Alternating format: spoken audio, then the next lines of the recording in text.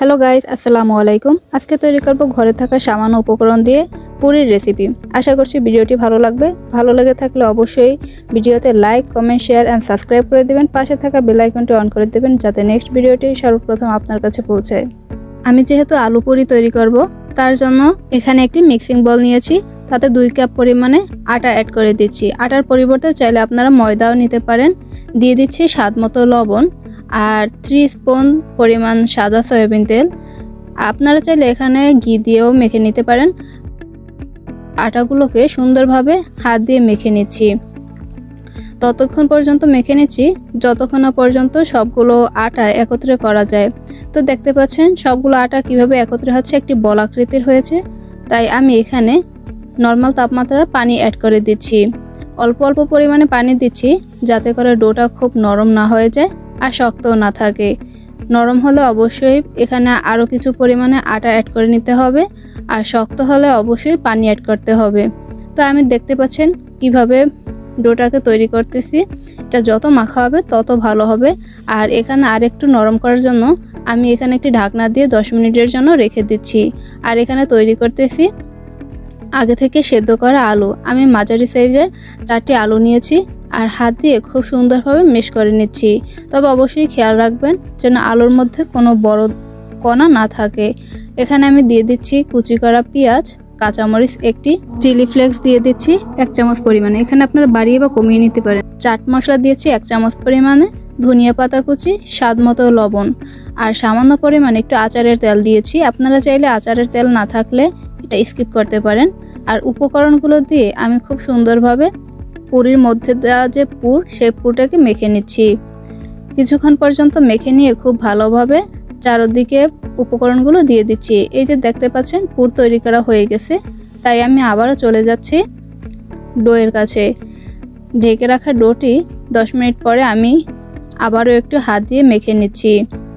বেশ খানিকক্ষণ সময় আমি হাত দিয়ে ডোটাকে ভালোভাবে মেখে নিচ্ছি। এরপর এ থেকে ছোট করে একটি চিলি কেটে নিয়েছি আর চিলিটাকে হাত দিয়ে গোল শেপ করে নিচ্ছি।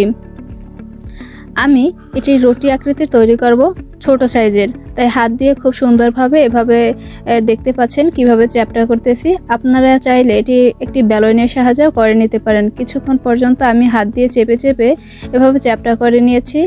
আর এর মাঝ বরাবর দিয়ে দিচ্ছি আলুর পুর। পুরি কিভাবে তৈরি করতে হয় আমার ভিডিওটি ভালোভাবে লক্ষ্য করেন, তাহলে অবশ্যই আশা করছি বুঝতে পারবেন। একদম যেমনটি আপনারা দোকানে দেখতে পান ঠিক সেভাবে বাসায় তৈরি করতে পারবেন। তো আমি পুরটা দিয়ে 2 হাতের মাধ্যমে গোল করে নিয়েছি আর হাত দিয়ে এভাবে চ্যাপটা করে দিচ্ছি। অবশ্যই খেয়াল রাখবেন যেন মাঝের যে আলুর পুর দেওয়া আছে সেই পুর সব স্থানে পৌঁছায়। আমি আস্তে আস্তে করে চেপে চেপে চ্যাপটা করে নিচ্ছি। আর আরও খেয়াল রাখতে হবে যেন পুরটা বের না হয়ে যায়। আর দেখতে পাচ্ছেন কতটা চ্যাপটা হয়েছে। আমি কিন্তু কোনো প্রকার বেলুন ব্যবহার করিনি। আপনারা চাইলে বেলুন দিয়েও চ্যাপটা করে নিতে পারেন, কোনো সমস্যা নেই। আর ভিডিওর মাঝখানে আমি একটা কথা বলে রাখি, যদি আমার ভিডিওগুলো আপনাদের কাছে ভালো লেগে থাকে তাহলে অবশ্যই আমাকে সাজেস্ট করবেন যে আমি নেক্সট কোন রেসিপিটি আপনাদের সাথে শেয়ার করতে পারি। দেখতে পাচ্ছেন পুরি তৈরি করা হয়েছে। এভাবে পরপর করে আমি সবগুলো পুরি তৈরি করে নিয়েছি। এখন ভাজার সময় আমি আগে থেকেই একটি ননস্টিকের প্যানে তেল গরম করতে রেখেছি। যখন তেল গরম হয়ে গেছে ঠিক তখন আমি এখানে একটি পুরি ছেড়ে দিয়েছি। আর কত সুন্দর করে ভাজা হচ্ছে দেখেন। আমি এখানে চুলার আঁচটা মিডিয়াম রেখেছি যাতে অল্প তাড়াতাড়ি পুড়ে না যায়। আর দেখতে পাচ্ছেন কি সুন্দর করে পুরি ফুলে উঠতেছে। আপনারা এই প্রসেসিংয়ে যদি বাসায় ট্রাই করেন ইনশাল্লাহ এভাবে ফুলে উঠবে, একদম দোকানের স্টাইলে পুরি হবে। আমি প্রায় 2 থেকে 3 মিনিট পর্যন্ত মিডিয়াম হিটে ভেজে নিয়েছি। দেখতে পাচ্ছেন কতটা ব্রাউন কালার হয়েছে, কতটা সুন্দর টসটসে ফুলে উঠছে। এখন আমি তেল ছেঁকে উঠিয়ে নিচ্ছি। ঠিক সবগুলো একই প্রসেসিংয়ে ভেজে নিয়েছি। আর দেখতে পাচ্ছেন সবগুলো কত সুন্দর করে ফুলেছে।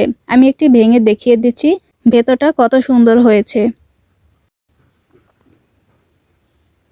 তো আজকের ভিডিওটি আমার এ পর্যন্তই। ভালো থাকবেন, সুস্থ থাকবেন।